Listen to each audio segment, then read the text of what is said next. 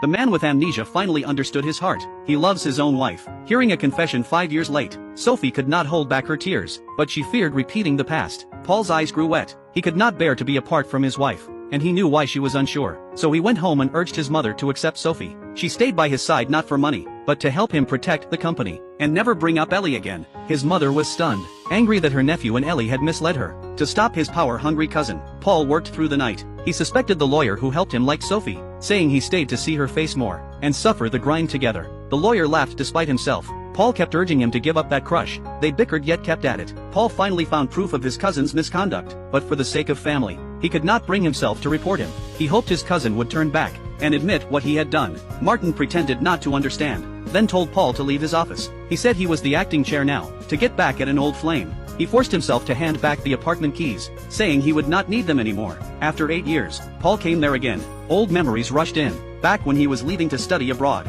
He offered the apartment for Martin to use. The proud top student refused at first, only moved in after much persuading. Paul could not figure out how his once upright cousin had become this person. To pull him back from the edge, he told his aunt the whole story. Only by coming clean could he hope for a lighter outcome. The single mother's heart broke.